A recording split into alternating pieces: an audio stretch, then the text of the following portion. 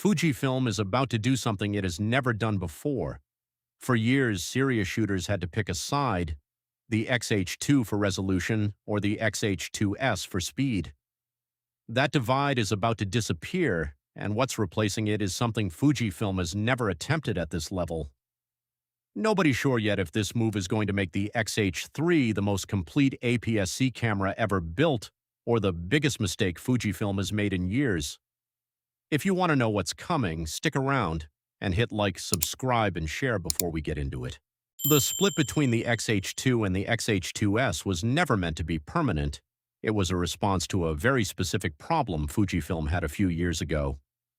Building one sensor that could deliver both extremely high resolution and extremely fast readout speeds simply wasn't realistic at the time, so the company split the difference and gave photographers two separate flagships to choose from. That decision worked well enough, but it also created a constant source of frustration. Buyers who wanted the best of both worlds were left picking a lane, hybrid shooters were forced to compromise no matter which body they bought, and a growing number of creators simply walked away and bought into Sony or Canon's APS-C lineups instead, where a single body already covered most of their needs. Fujifilm has clearly been listening to that frustration, and sensor technology has moved forward enough in the last few years to make a unified flagship realistic again. That combination of pressure from its own audience and genuine technical progress is what's pushing the X-H3 toward becoming one camera built to do the job of two. Here's where things get genuinely risky for Fujifilm. Merging the X-H2 and X-H2S into a single body sounds great on paper, but it means one camera now has to satisfy two audiences whose needs often pull in opposite directions. Landscape and studio photographers who love the X-H2 bought into it specifically for its resolution advantage, and they don't want that traded away for speed. Sports, wildlife, and video shooters who love the X-H2S bought into it for blistering readout speeds and rock-solid tracking, and they don't want that softened to make room for more megapixels. Trying to serve both groups at once with a single sensor and a single processor means Fujifilm can't simply pick the best of each camera and combine them. It has to find an engineering compromise that keeps both sides happy without feeling like a downgrade to either. That's an incredibly difficult needle to thread, and it's exactly why the community reaction so far has been split almost down the middle. A large portion of shooters are excited about finally getting one flagship that does it all, but a nearly equal portion are worried this merger means neither strength survives intact. If Fujifilm gets this balance right, the X-H3 could become the APS-C camera to beat. If it doesn't, this could be remembered as the moment Fujifilm tried to please everyone and satisfied no one. At the center of this gamble is the sensor. Reports point to a new APS-C sensor using a partially stacked or dual-gain output design, not the fully stacked sensor found in the X-H2S. A fully stacked sensor delivers the fastest readout and nearly eliminates rolling shutter. A partially stacked design is a middle ground, faster than a standard sensor but not quite stacked sensor fast. In exchange, resolution is expected to climb higher than the X-H2S ever offered, while speed stays well above what the X-H2 could manage.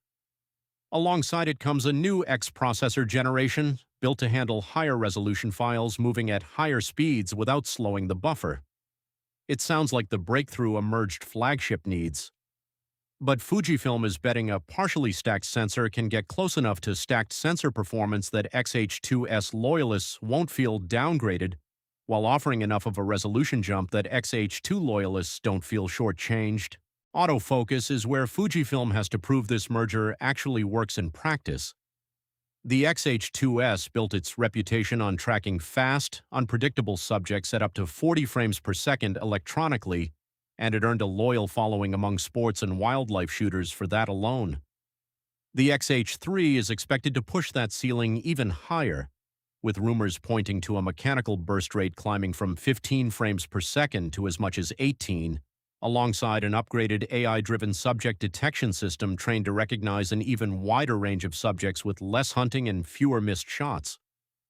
If Fujifilm delivers on this, it wouldn't just match the X-H2S, it would surpass it, which is exactly what X-H2S loyalists need to see to feel like the merger didn't cost them anything. This is arguably the section of the camera Fujifilm can least afford to get wrong, because speed and tracking were never a soft feature for this crowd. They were the entire reason to buy in. Video is the other front where the merger has to hold up.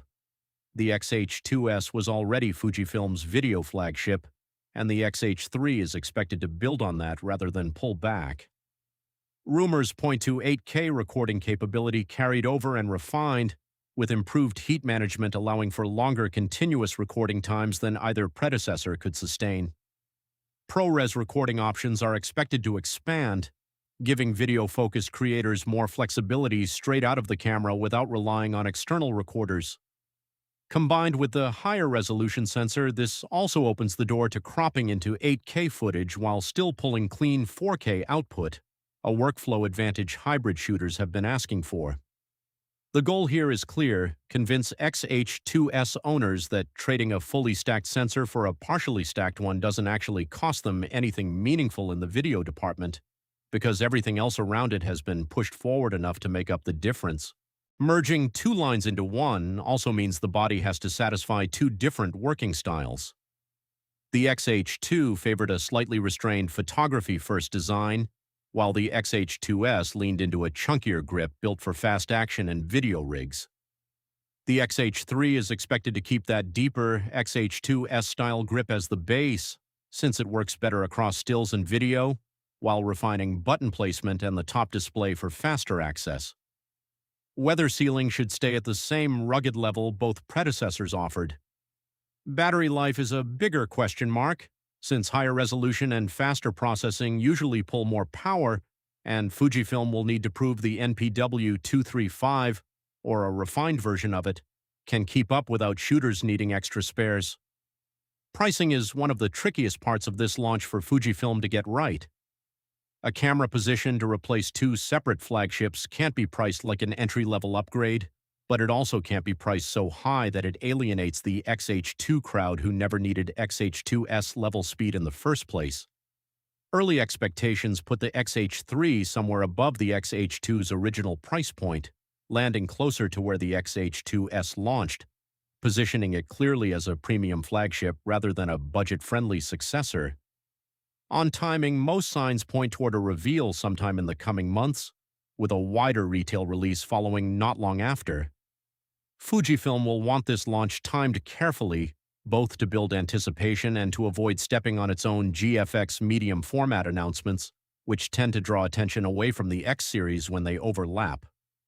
None of this happens in a vacuum because Fujifilm isn't just trying to satisfy its own two audiences, it's also trying to hold off competitors who have been circling the APS-C flagship space. Sony's next APS-C flagship is expected to lean even harder into autofocus tracking, backed by the same AI processing unit found in its full-frame bodies, and it already has years of trust built up with sports and video shooters who might otherwise consider switching to Fuji. Canon's next EOS R7 successor is rumored to finally bring faster stacked sensor readout to the R-mount APS-C lineup, closing a gap that's kept it out of serious action photography conversations. Panasonic's GH series remains the reference point for hybrid shooters focused heavily on video, with its own reputation for reliability in demanding production environments. If the X-H3 pulls off this merger cleanly, it doesn't just retire the X-H2 versus X-H2S debate, it gives Fujifilm a single, focused flagship strong enough to compete directly with all three of these rivals at once. If it doesn't, Fujifilm risks losing ground on both fronts simultaneously, handing speed-focused shooters to Sony and resolution-focused shooters to whoever offers the cleanest alternative. At the end of the day, the X-H3 represents one of the boldest bets Fujifilm has placed in years.